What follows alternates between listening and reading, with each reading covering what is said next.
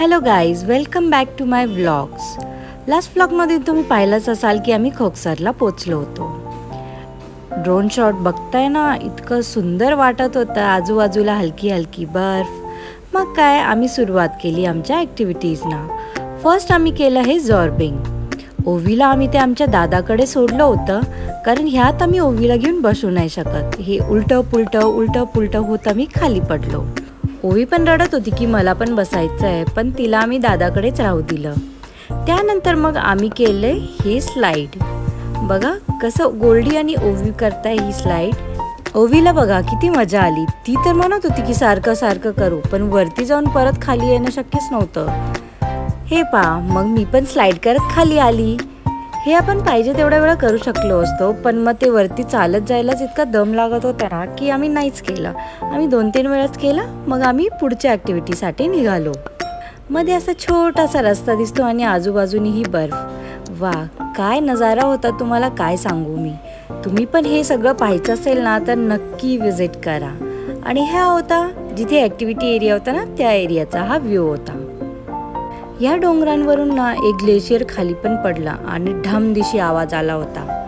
त्यानंतर मग मी गेली स्केटिंग करायला. येत तर नव्हती, ते दादा मागून पकडून कसे करत होते. मी इथे तुम्हाला थोडाच वेळ दाखवलंय. खूप वेळ केली मी स्केटिंग. कमीत कमी अर्धा की पाऊण तास मी स्केटिंग केली. त्यानंतर मग गोल्डीने ओवीला पकडलं. गोल्डीने नाही, मी ओवीला पकडला आणि मग गोल्डीने पण स्केटिंग केली. मग असे आमचे स्केटिंगची पण ॲक्टिव्हिटी संपली. त्यानंतर मग आम्ही थोडेसे परत ड्रोन शॉट्स घेतले. मस्त आहे ना. मध्ये जेव्हा वातावरण असं गार व्हायचं ना, तेव्हा स्नो पण पडायचा. खूपच भारी वाटायचं. मग आम्ही तिघं थोडंसं स्नोमध्ये खेळलो. ओवीला खूप मजा येत होती खेळायला, पण तिच्या त्या मोठ्या ग्लव्समुळे ना तिला तो स्नो पकडताच येत नव्हता. मग मी तिला स्नो द्यायची आणि ती तिच्या दाढाला मारायची. असं आम्ही थोडा वेळ खेळलो. थोडेफार फोटोज पण काढले, थोडेफार व्हिडिओज काढले आमच्या तिघांचे.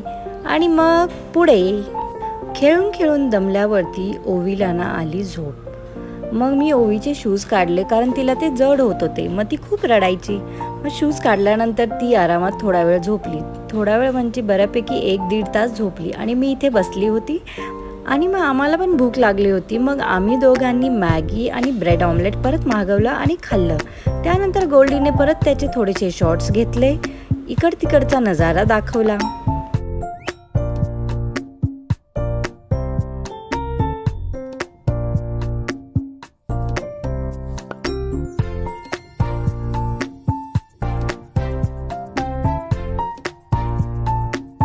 इथे ना ते हिमाचल प्रदेशचे ड्रेस पण ते घालून देत होते.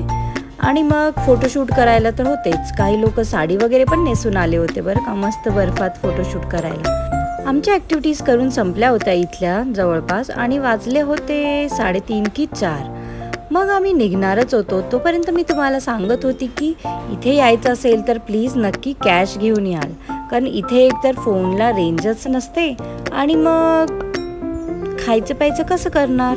आम्ही नेक्स्ट ॲक्टिव्हिटी करणार होतो अटल टनलच्या नंतर, कारण इथे नाही केली ती बाईक ड्राईव्ह आम्ही, कारण आम्हाला यायलाच लेट झालं होतं आणि इथे 4 वाजले होते आणि ते 4:30पर्यंत सगळ्यांना इथून बाहेर निघायला सांगता.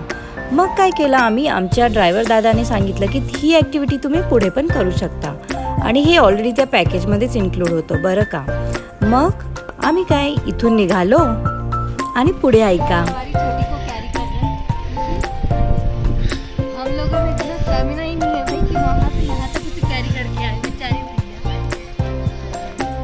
ह्या आमच्या दादानी तर खूपच मदत केली बाबा. फायनली आम्ही जिथे बाईक ड्राईव्ह करायची होती तिथे पोचलो. आणि मग थोडीशी भीती वाटत होती. मग मी गोल्डीला म्हणत होती की स्लोलीच चालव बाबा, काही होत नाही, पण स्लोली ड्राईव्ह कर. मज्जा खूप आली बरं का.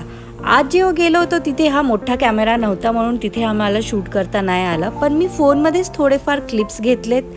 मध्ये ना खूप मोठा रस्ता होता जिथे आम्हाला ही बाईक ड्राईव्ह करून घेऊन जायची होती आणि तिथूनच रिटर्न पण यायचं होतं.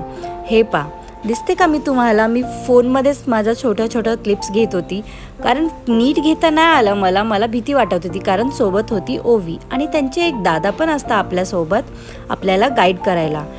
डोंगरांच्या मधोमध नदी वाहत होती. मस्त वाटत होतं ही ड्राईव्ह करायला. भीती पण वाटत होती, पण काय ॲडव्हेंचर नाही केलं तर काय. आता गेलोच होतो तर मग सगळंच करून घेतलं आम्ही. ओवी पण मस्त भारी म्हणत होती तिच्या डाडाला की डाडा चालव डाडा चालव. आणि हा आहे अटल टनल. जाते वेळी मी तुम्हाला दाखवू नाही शकली कारण ऑलरेडी आम्हाला लेट झाला होता, मग आम्ही इथे थांबलोच नाही.